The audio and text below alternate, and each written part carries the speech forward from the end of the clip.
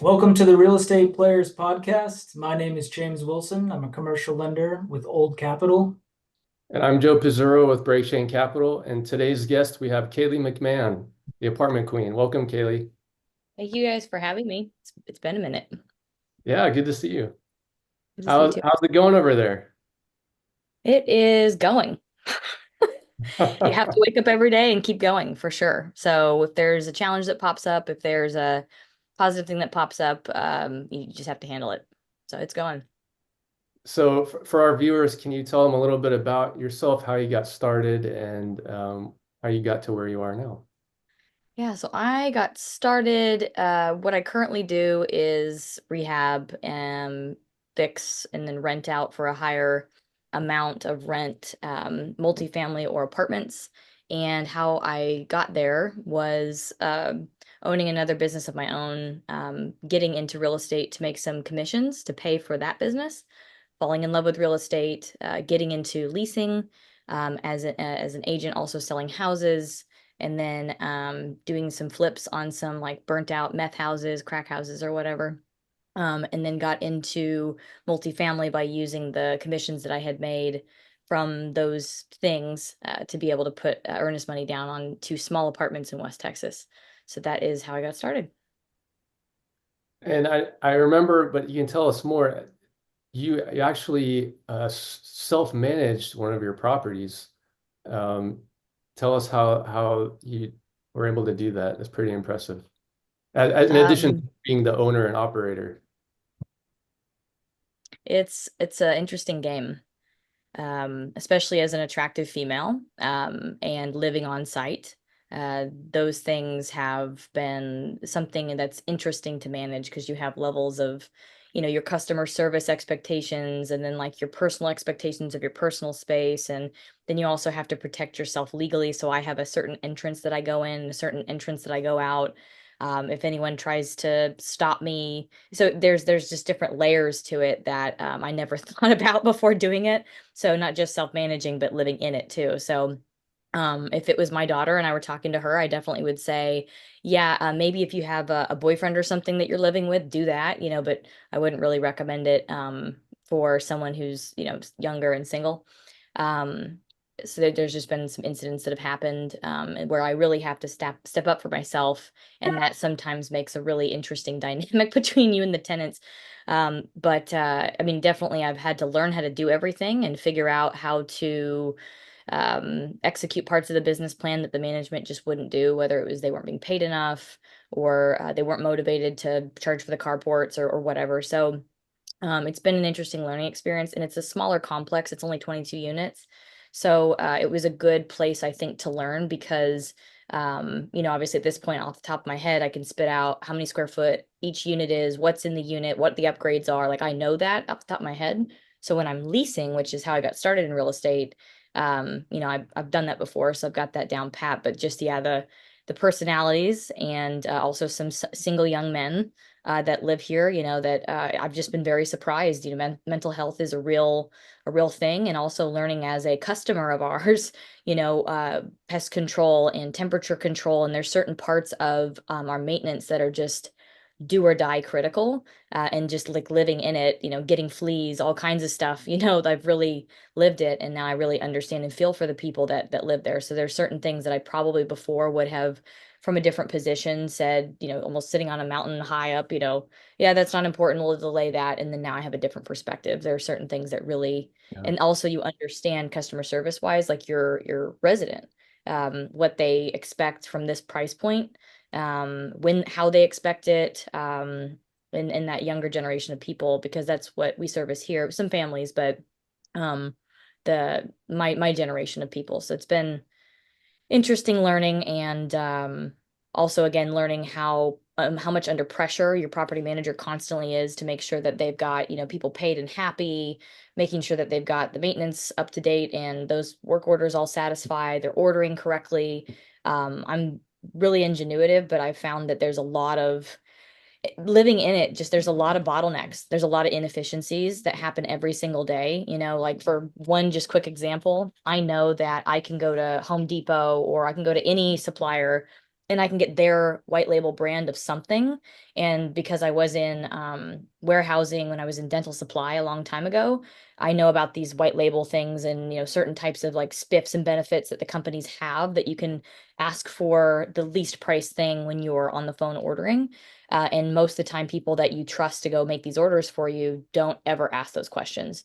So I find that most of the time our supply bills are like half of what they should be if I'm just using experience that I have with talking to the supplier. Now, this is all going to change when the asset's much bigger, and working with another company that's vertically integrated so that they actually have just pricing already figured out, at the best Right. rate that you can get.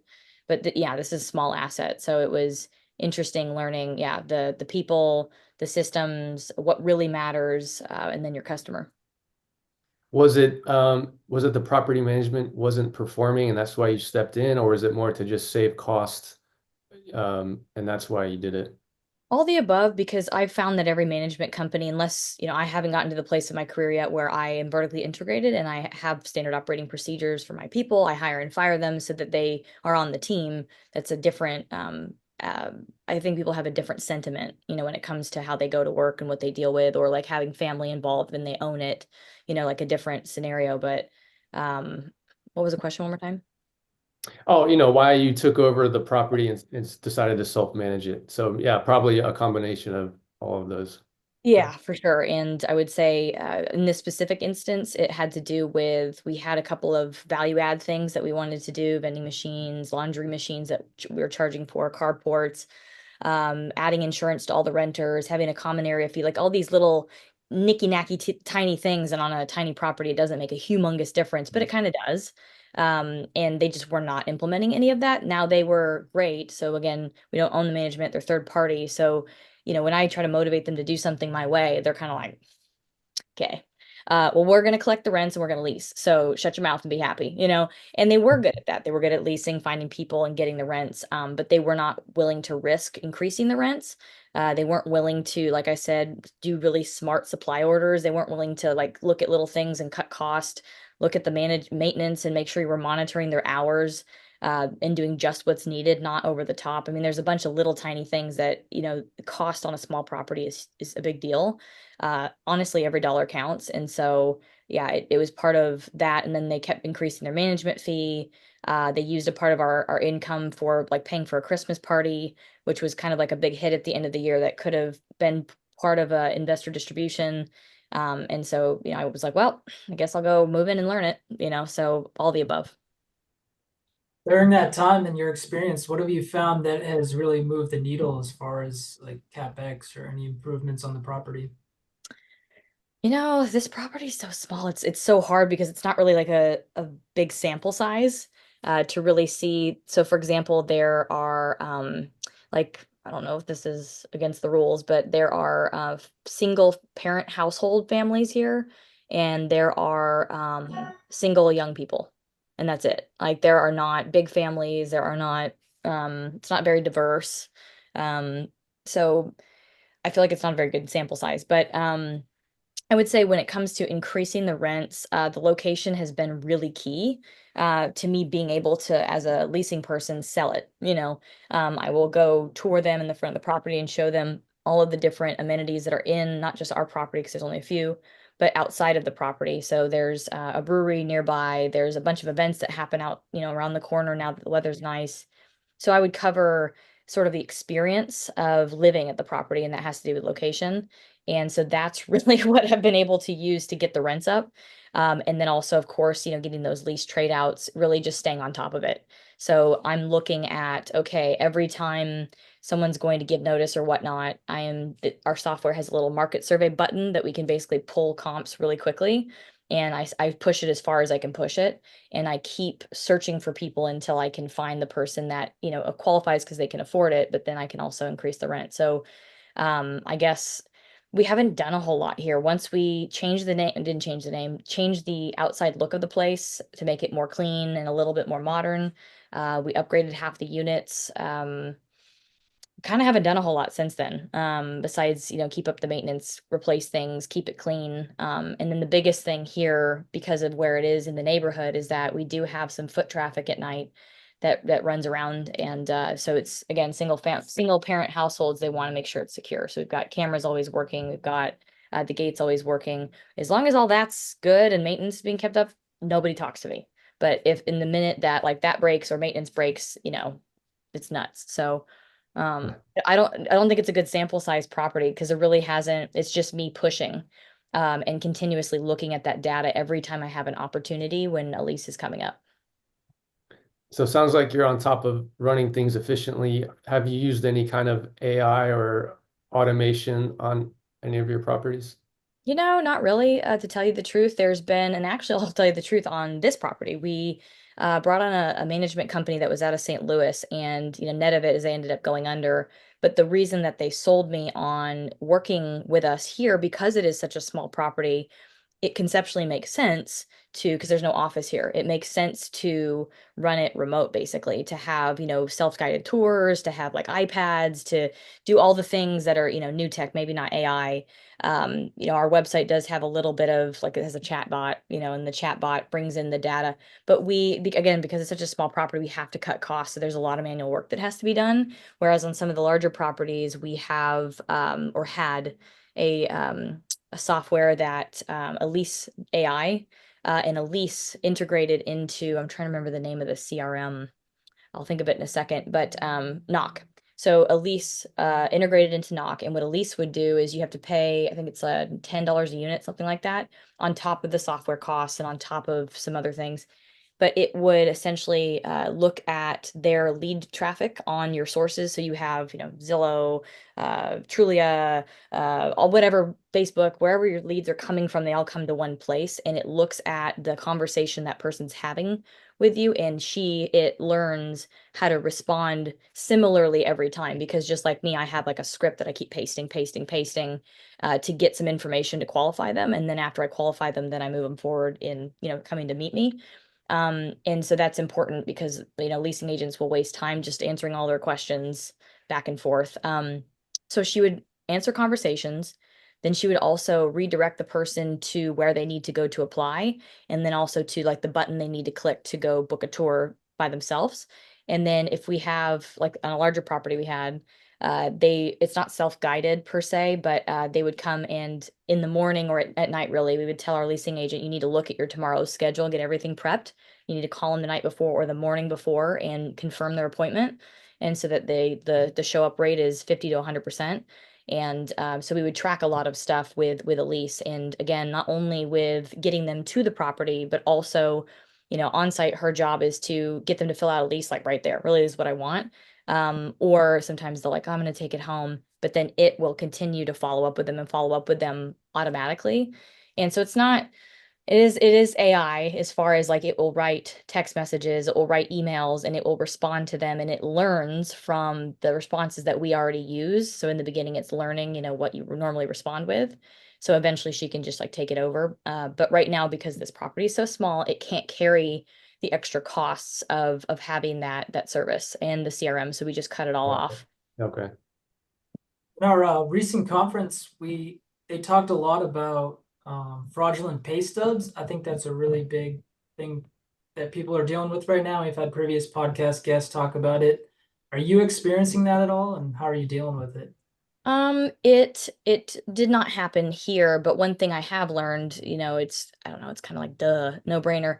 When someone comes to move in, not only should we be touring, because I kind of got lazy a little bit and I was like, oh, I will just vet people and then give them the codes and things to get in, and I'll reset the code and all whatever. And that didn't work out a couple of times. So um they would know too much information about the property. You don't really vet like who they are, if they're a good fit here, if they're going to be able to pay their bills. You kind of can tell based on like how they respond and stuff like that. So for a little bit, I was letting people kind of self-tour, and then I would go through a bazillion leads to get a very few amount of leases versus meeting them in person. So fraudulently, like it helps when you meet them and you obviously know they're real. And then second step, whenever you're getting like a feel for them, um, when they apply, I always ask for a couple different forms of ID, a bill. I'll ask for several different pieces of information. And so we have had someone, and all on top of this, this is just fraud with money. So we've had this happen, and the court doesn't care, where they'll not write, we'll do an online transaction for their move-in fees, and then they'll just reverse the transaction with their bank. So then, then they're now squatting in that unit. And now I have to then go back to court to remove them. And then they damage the unit. And so I've definitely, and then they appeal. And then, so yeah, so I've had to go through all that. And I learned it one time, never again. And so they always have to come with a certified funds check. You meet in person, change it with them. And then I deposit it, and then I get them their keys. So there's like a process that has to happen because of that fraud. But then as far as identity fraud, we have not yet had that. I don't think that maybe I'm immune at all per se. I just know that we'll usually ask for ID, your current address. We'll ask for um, a pay stub, a bill, or several pay stubs, a bill, like several forms of identification, your social security number, and it all has to match up. Right now, for this property, we use Appfolio, and you add all that information and then it checks it. There's been a lot of other, so on like the luxury leasing side of the industry, there's been clients that have helped over in that world too, because I still have my real estate license. So time to time, a friend moves and they need a nice apartment. I can't remember the Snapped, SNAPPT is a software that some of these luxury places they pay for it, and they've used it. And I mean, I have a client that makes $500,000 a year. You know what I mean? He's a lawyer, and I just tried to get him a place, and they denied him because it's using AI to vet their identity and their bank statements or whatever. In Plains Capital, I guess they look weird or something to the system. So it constantly falsely denies people. So then, I mean, he got mad, because it was like embarrassing. And anyway, so then like with that type of person, that's a whole different thing. But so we don't currently use anything to make sure like an extra layer, except for just multiple identity forms. So you mentioned West Texas. Is there any other markets that you're in or interested in? Dallas. Dallas. Yeah. Dallas is Yeah. a yeah. Yep. Yep. Dallas is where I'm coming back to. So I've got one remote property that we're about done listing it, and then we have another property that we're reworking the whole thing and recapitalizing it and fixing it. It just takes quite a while with so many different layers of issues to get through. And then once that thing is offloaded, I will not be returning to those remote areas, unless, we're way later down the road. We have our vertically integrated team, and we buy 1,000 units and we come back with the team because yeah, just the local environment with they control the pricing, they control the labor, they controlled sometimes the police force. Like I've just kind of dealt with a lot. So if you have more oomph behind you, then they don't do that.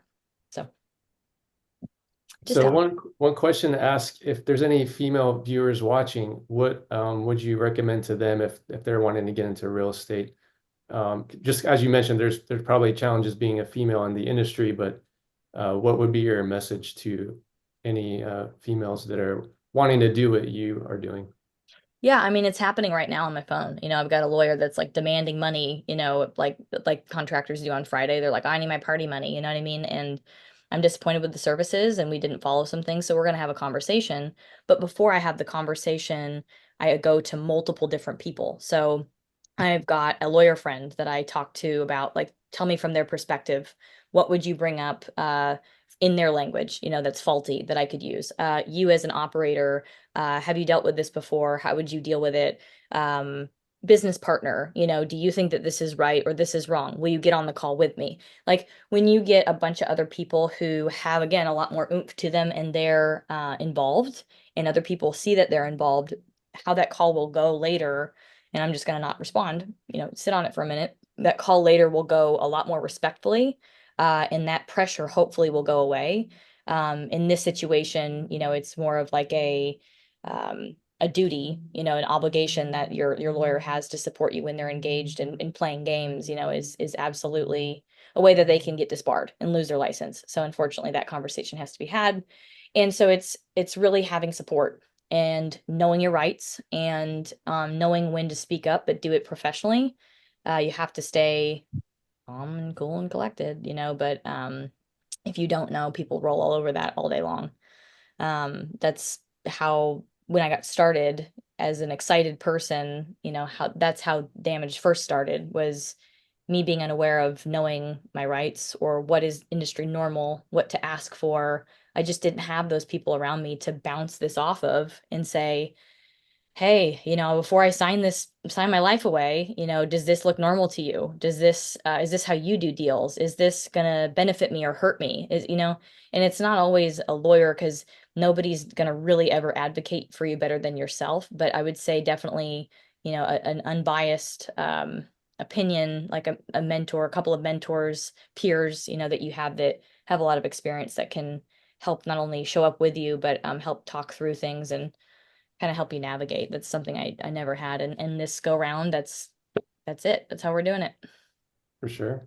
It's a very difficult industry to break into, and there's not really, like in single family, you have a buyer's agent that Yeah. helps you out and walks you through everything, right? There's no buyer's agent in commercial real estate, and we're finding out now that a lot of people that entered in a few years ago, they were having a really hard time because they didn't really understand.